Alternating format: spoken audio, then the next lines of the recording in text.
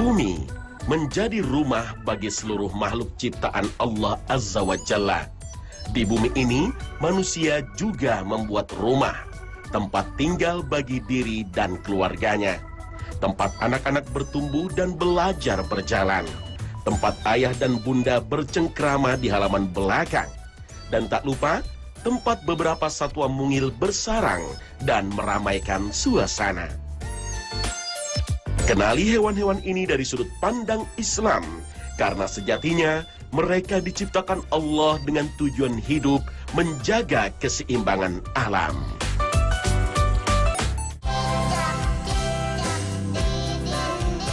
Lihatlah dinding rumah kita. Adakah cicak di sana? Banyak orang terganggu dengan cicak karena bentuk dan suaranya di tengah malam. Juga karena kotorannya bertebaran di setiap sudut rumah. Kita seringkali ragu, apakah kotoran cicak itu najis sehingga mengotori tempat sholat kita? Yang pertama harus kita ketahui adalah para ulama menegaskan bahwa binatang yang tidak memiliki darah merah, bangkainya tidak najis, seperti serangga dan hewan lainnya, kecuali ikan yang ada di laut. Hewan ini tergolong tidak najis, termasuk bangkai dan kotorannya. Ibnu Qudamah lewat buku Al-Mughni menjelaskan bahwa binatang yang tidak memiliki darah merah mengalir, dia adalah suci, sekaligus semua bagian tubuhnya dan yang keluar dari tubuhnya. Hal yang sama juga disampaikan Ar-Ramli, ulama mazhab Syafi'i dalam An-Nihayah. Dikecualikan dari benda najis tidak termasuk najis bangkai binatang yang tidak memiliki darah yang mengalir atau memiliki darah namun tidak mengalir, seperti tawon, cicak, kumbang, atau lalat. Kedua ulama menguatkan pandangan bahwa hewan yang tidak memiliki darah merah mengalir tidaklah najis. Lalu di manakah posisi cicak? Apakah seperti pendapat Ar-Ramli yang memasukkan kategori cicak sebagai hewan tidak najis? An-Nawawi menguatkan pendapat Ar-Ramli lewat Al-Majmu bahwa untuk cicak, mayoritas ulama menegaskan dia termasuk binatang yang tidak memiliki darah merah yang mengalir. Maka kembali ke kita yang memiliki ilmu pengetahuan. Apakah cicak termasuk hewan yang tidak memiliki darah merah mengalir? Jika demikian, maka bangkai dan kotoran cicak tidaklah najis. Sebaliknya, jika sebagian kita berpendapat bahwa cicak adalah hewan darah merah mengalir seperti manusia dan hewan bertulang belakang lainnya, maka bangkai dan kotoran cicak masuk dalam kategori najis. Meskipun banyak ulama berpendapat bahwa bangkai dan kotoran hewan yang najisnya sedikit, yang menempel di badan dari binatang yang sulit dihindari, termasuk najis yang ma'fu, atau tidak perlu dicuci. Wallahu a'lam.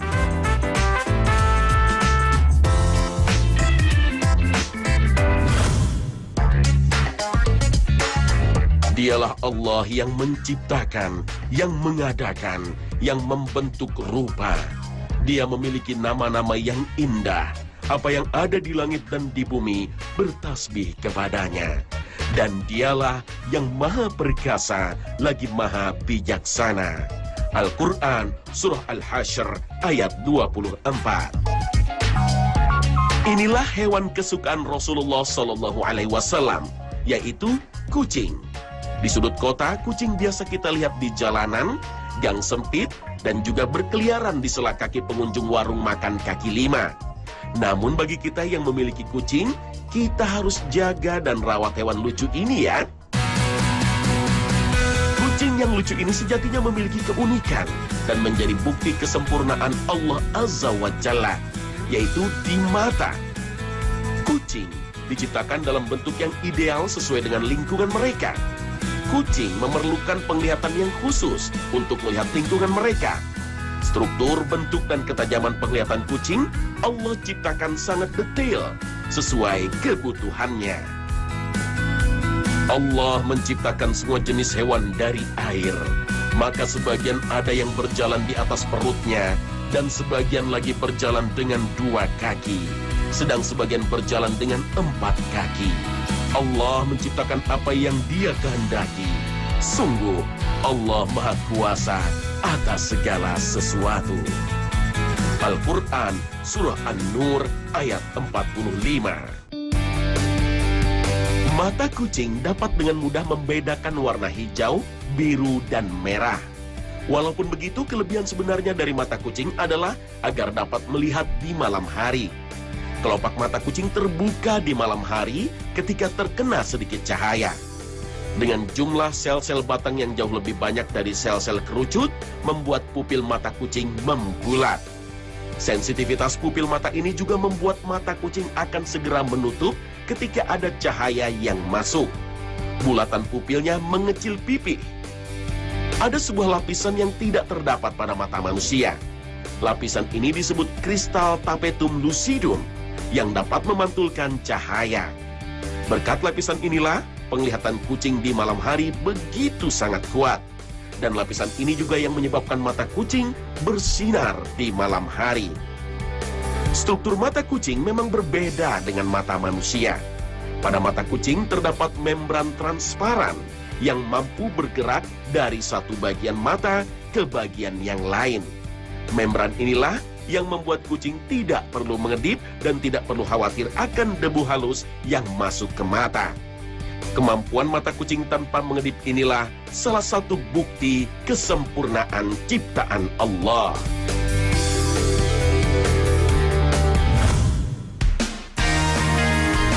Perhatikan sekitar halaman rumah kita.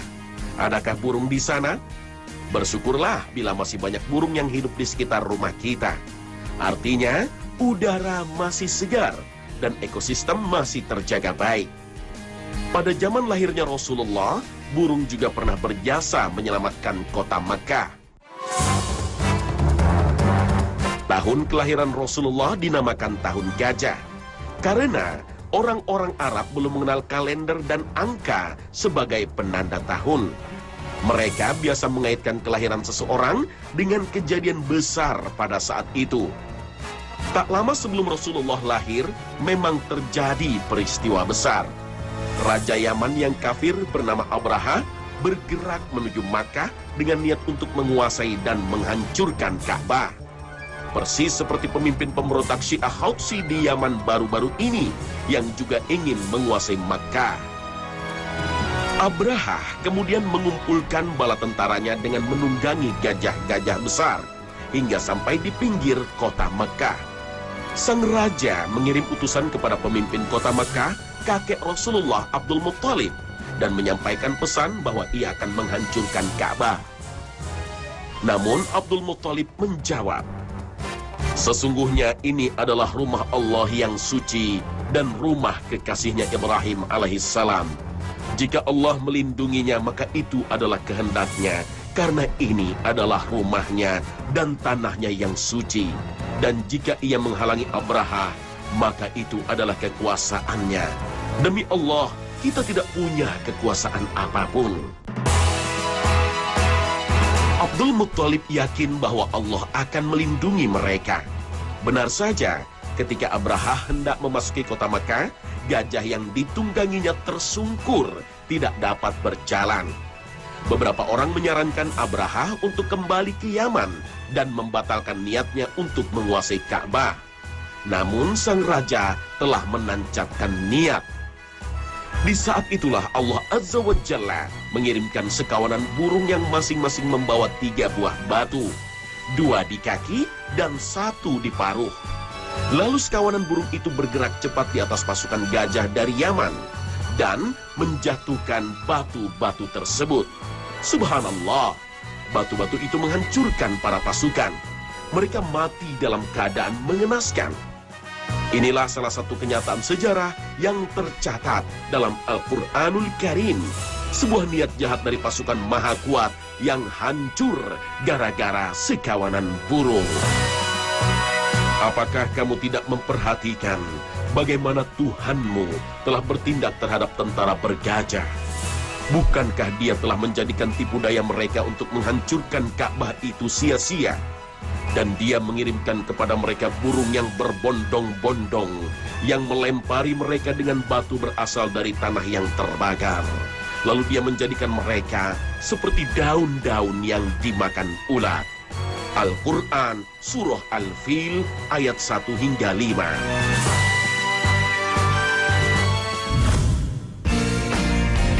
Rasulullah bersabda, "Jika jatuh seekor lalat pada minuman kalian, maka benamkanlah, karena di salah satu sayapnya terdapat penyakit, dan pada sayap yang satunya terdapat penyembuhnya." Hadis riwayat Bukhari. Hadis Rasulullah ini kemudian hari dibuktikan oleh para ilmuwan, seiring peran mereka meneliti seluruh serangga yang ada di muka bumi. Hasilnya, mereka menemukan banyak temuan luar biasa. Mereka menemukan bahwa lalat mengepakkan sayap sebanyak 200 hingga 400 kali setiap detik. Gerakan secepat itu bukan hanya untuk jangka waktu pendek. Lalat bisa terbang dalam hitungan menit bahkan jam. Bayangkan berapa juta kepak sayap dalam satu hari. Gerakan otot yang sedemikian hebat oleh para ilmuwan dijelaskan karena adanya satu gen refilin. Gen refilin pada dunia industri telah diteliti lebih kuat dari semua jenis karet yang ada di muka bumi.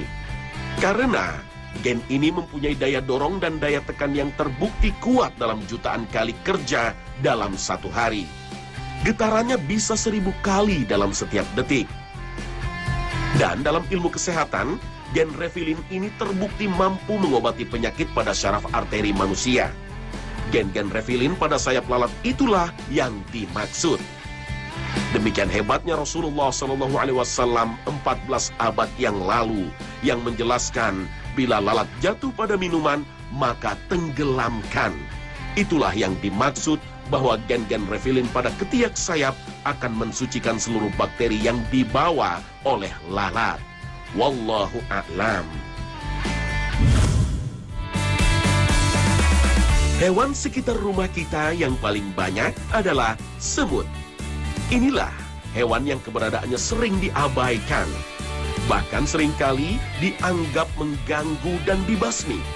Padahal semut adalah salah satu hewan yang berperan besar dalam ekosistem dan memberi inspirasi dalam sistem kerja gotong royong bagi manusia. Bahkan semut disebut dalam Al-Quran dan menjadi nama surat. Hingga apabila mereka sampai di lembah semut, berkatalah seekor semut, "Hai semut-semut, masuklah ke dalam sarang-sarangmu, agar kamu tidak diinjak oleh Sulaiman dan tentaranya, sedangkan mereka tidak menyadari." Maka dia tersenyum lalu tertawa karena mendengar perkataan semut itu, dan dia berdoa, "Ya Tuhanku, berilah aku ilham untuk mensyukuri nikmat-Mu yang telah Engkau anugerahkan kepadaku dan kepada dua orang ibu bapakku, dan untuk mengerjakan amal soleh yang Engkau ridhai. Dan masukkanlah aku dengan rahmat-Mu ke dalam golongan hamba-hamba-Mu yang soleh." Al-Quran, Surah An-Naml, ayat 18 hingga 19. Dialah sang Nabi Allah Sulaiman yang mampu berkomunikasi dengan semut. Dalam penantian menunggu rombongan semut masuk ke dalam sarang, sang Nabi berdoa dengan doa yang juga dianjurkan Rasulullah Muhammad SAW kepada umat manusia yang mencapai usia 40 tahun. "Kami perintahkan kepada manusia supaya berbuat baik kepada dua orang ibu bapaknya.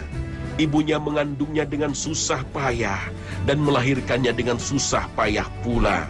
Mengandungnya sampai menyapihnya adalah 30 bulan.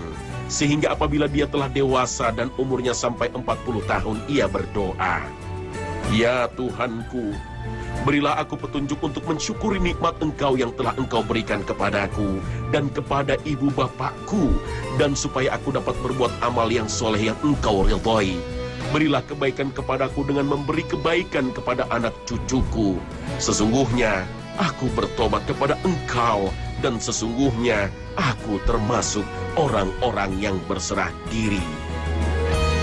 Semut mengajarkan kita akan etos kerja gotong royong, bekerja memikul beban bersama-sama untuk mencapai tujuan bersama. Di balik ukuran kecilnya, kekuatan semut memang luar biasa. Dia mampu mengangkat beban puluhan kali berat badannya sendiri.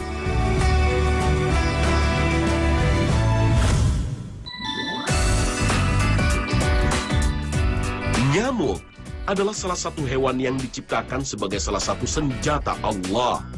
Lihatlah Raja Namrud yang pada zaman Nabi Ibrahim alaihissalam ia mengaku Tuhan.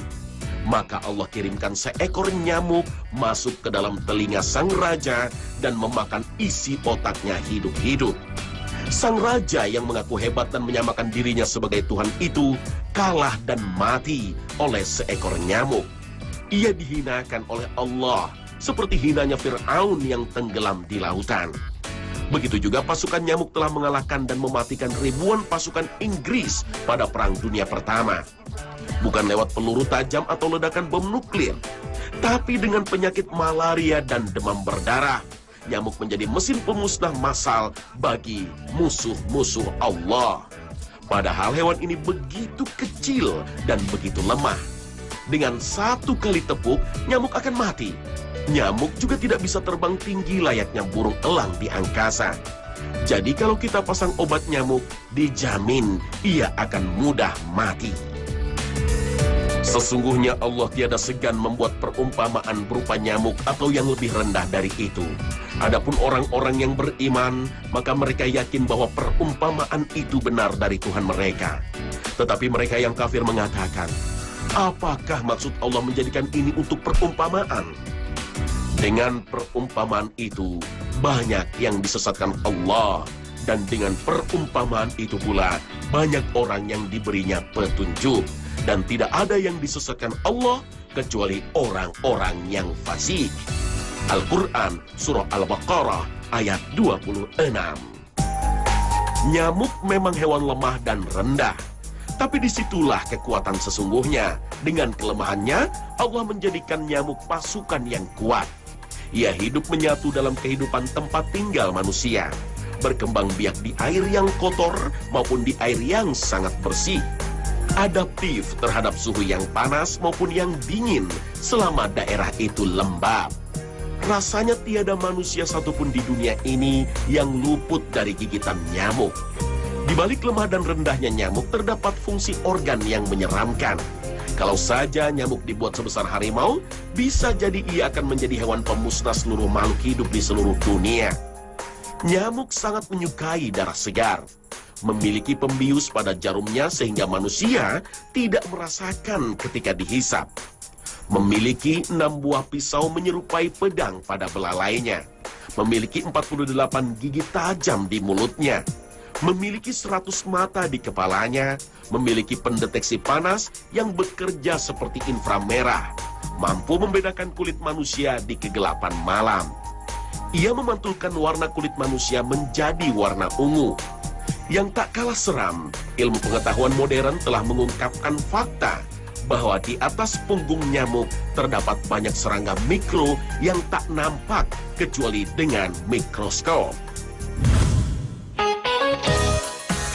Burung gagak mempunyai mitos yang menyeramkan di tengah masyarakat. Mitos bahwa burung gagak merupakan simbol kematian. Padahal dari burung ini, manusia belajar menguburkan ketika ada manusia lain yang mati. Dalam rangkaian ayat 27 hingga 31 di surat Al-Ma'idah, Allah Subhanahu wa Ta'ala menjelaskan.